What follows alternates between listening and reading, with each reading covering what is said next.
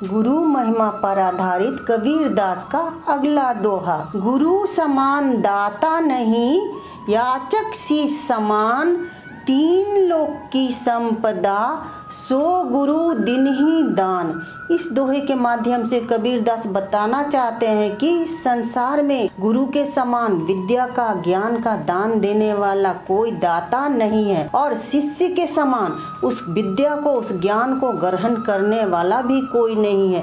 इसलिए गुरु अपने शिष्य को अपने ज्ञान रूपी जो त्रिलोक के संपदा से भी बढ़कर है, उसे शिष्य को दान में दे देते हैं ताकि उसका सर्वतोमुखी विकास हो सके।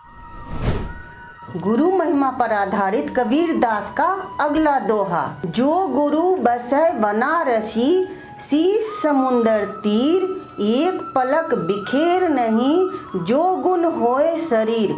इस दोहे के माध्यम से कबीरदास जी बताना चाहते हैं कि अगर गुरु बनारस में रह रहा हो, शिष्य किसी समुंदर किनारे रह रहा हो, तब भी गुरु ने जो ज्ञान दिया है वो हमेशा उसका विकास करता रहेगा, क्योंकि गुरु के द्वारा जो ज्ञान की ज्योत जलाई गई है उसके शरीर में स्थित आत्मा में, मन में हमेशा जलती रहेगी और उसका विकास होता रहेगा। इसके लिए आवश्यक है कि वो गुरु को, ज्ञान को कभी भूले नहीं।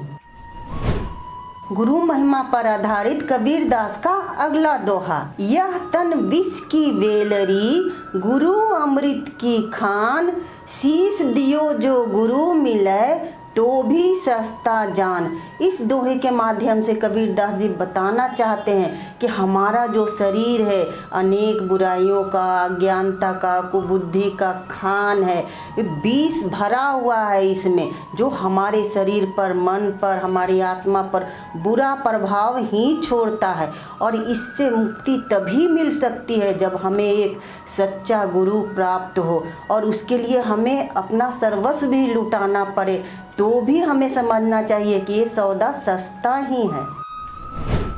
गुरु महिमा पर आधारित कबीरदास का अगला दोहा। गुरु सो प्रीत निबाहिए, जेहि तत निवहै संत, प्रेम बिना ढिग दूर है, प्रेम निकट गुरुकंत। इस दोहे के माध्यम से कबीरदास जी बताना चाहते हैं कि हमें गुरु के साथ, प्रेम के साथ, श्रद्धा के साथ, उनके साथ अंत तक निभाना चाहिए। और अगर हमारे और गुरु के बीच प्रेम है तो ऐसा लगेगा कि हम दूर होकर भी उनके पास हैं। अगर उनके बीच और हमारे बीच प्रेम नहीं है, यानी गुरु और शिष्य के बीच प्रेम नहीं है, श्रद्धा नहीं है, तो पास रहकर भी ऐसा महसूस होगा कि गुरु और शिष्य पास नहीं है, स्वामी और सेवक पास नहीं है।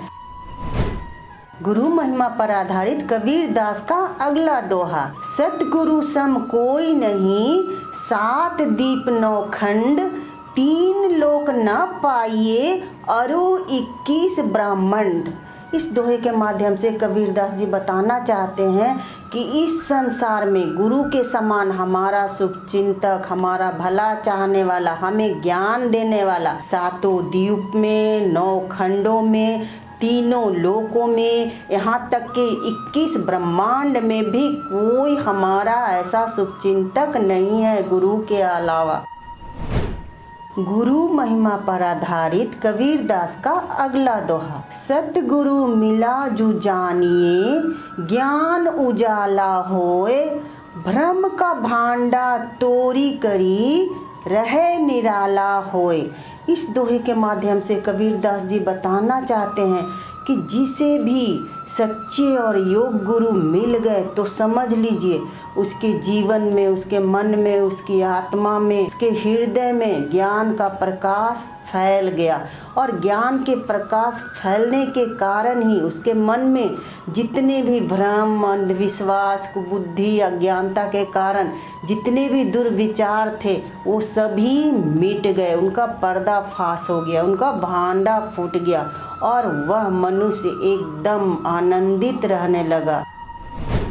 गुरु महिमा पर आधारित कबीरदास का अगला दोहा। गुरु को सिर राखिए, चलिए आज्ञा माही, कहे कबीर ता दास को, तीन लोको भय नाही। इस दोहे के माध्यम से कबीरदास जी बताना चाहते हैं कि शिष्य को गुरु की आज्ञा श्रद्धा पूर्वक मानकर जीवन में उसका पालन करना चाहिए। और जो शिष्य ऐसा करता है, गुरु को मानता है, उनकी आज्ञा का पालन अपने जीवन में करके जीवन को आगे बढ़ाता है, उसे तीनों लोकों में किसी भी प्रकार का डर या भय सामना करने की आवश्यकता नहीं पड़ती है, वो निर्भय हो जाता है। गुरु महिमा पर आधारित कबीर दास का अगला दोहा। जग में युक्ति अनूप है, साधु संग गुरु ज्ञान, तामे निपट अनूप है, सतगुरु लगा कान। इस दोहे के माध्यम से कबीर दास जी बताना चाहते हैं इन संसार में अनेकों दुख हैं और उससे मुक्ति पाने के लिए अनेक सज्जन व्यक्ति द्वारा, गुरु द्वारा, साधु संतों द्वारा अनेक उपदेश दिए गए हैं, अनेक उपाय बताए गए हैं। लेकिन जो मनुष्य या जो शिष्य गुरु के उपदेशों को कान लगाकर यानी ध्यान से सुनता है और उसका अपने जीवन में पालन करता है, तभी जीवन का वास्तविक अर्थ, जीवन का मर्म वो समझ पाता है।